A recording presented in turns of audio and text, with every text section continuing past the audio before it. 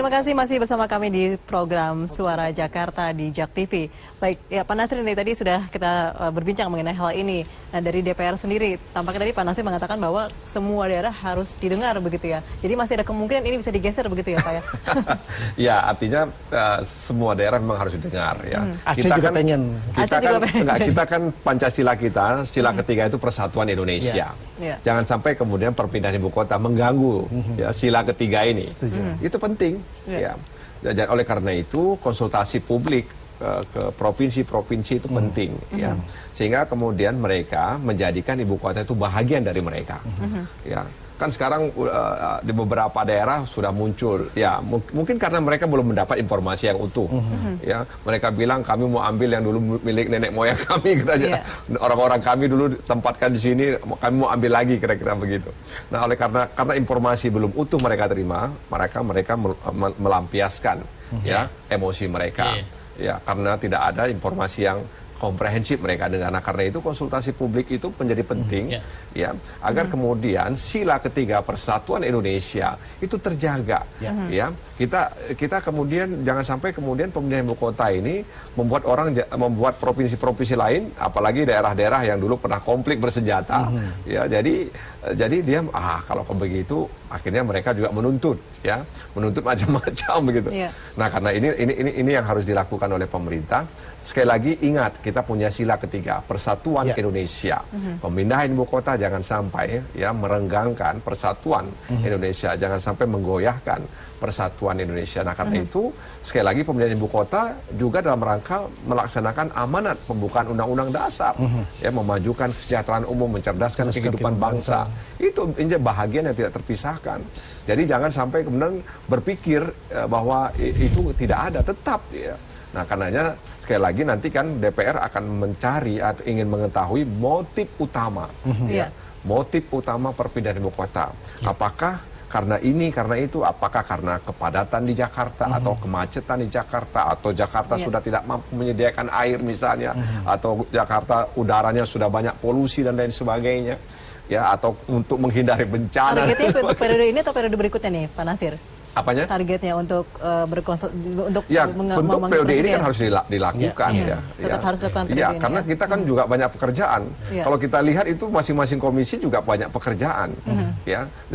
Jadi masing-masing komisi itu kan berharap agar pemerintah bisa menyelesaikan kelembagaan regulasi yang menjadi mitra kerja komisi tersebut, dan itu bukan pekerjaan yang mudah untuk dilakukan. Begitu ya? Nah, karena itu sekali lagi memang pemerintah harus bisa memanage ini semuanya ya, sehingga kemudian sumber daya manusia yang ada di pemerintahan ini bisa mengikuti apa yang diinginkan oleh presiden. Oke, baik. Mengenai tadi disampaikan oleh Pak Nasir harus ada juga aspirasi dari masyarakat begitu. Apakah kajian sudah termasuk itu, Pak Firdaus? Nah, kita nyiapkan bahwa nanti akan ada proses konsultasi publik.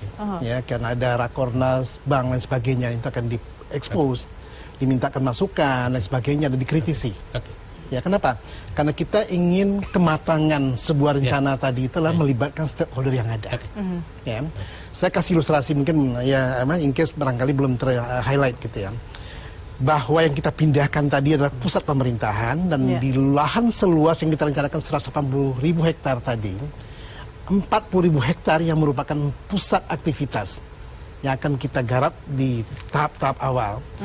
50% dari keseluruhan tadi merupakan ruang terbuka hijau dan ruang terbuka biru.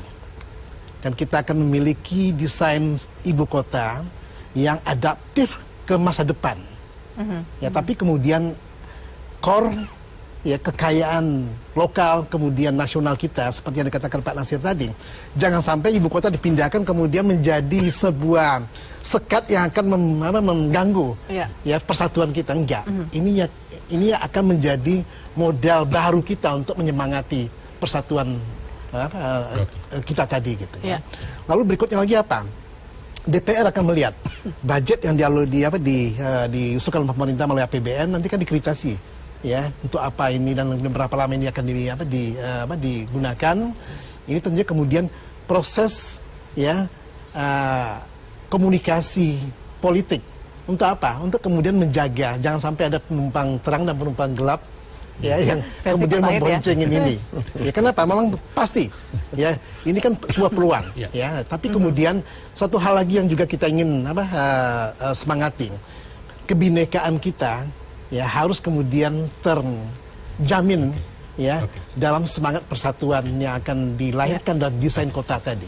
Ya, kami di Kementerian PUPR juga ditugaskan untuk merancang kota baru tadi itu, kota baru yang ramah lingkungan, kota cerdas, kota di mana kemudian semangat ya kebangsaan itu hidup di sana, kota di mana kemudian orang pergi ke kota baru. Kenapa? Karena kita merasakan ya suasana kota yang jauh ramah lingkungan ya dibandingkan kota manapun yang ada di Republik ini. Dan jangan lupa, jika ini kita bangun bersama dengan semangat saling mengkritisi kemudian menyemangati, insya Allah inilah ibu kota pertama dalam sejarah Republik ini yang kita bangun sendiri, kita rancang sendiri. Jakarta kan lahir bukan karena kita yang mendesainnya gitu kan. Tapi tetap janji ya Jakarta tidak akan ditinggalkan. Oh tidak, pasti tidak. Tidak, pasti tidak. Jakarta jadi orang kampung nanti. Enggak, saya sih hanya begini. Ini proses, saya katakan, saya ingin menjelaskan. Ini proses pengambilan keputusannya kan diawali dengan keputusan politik, bukan keputusan teknokrasi.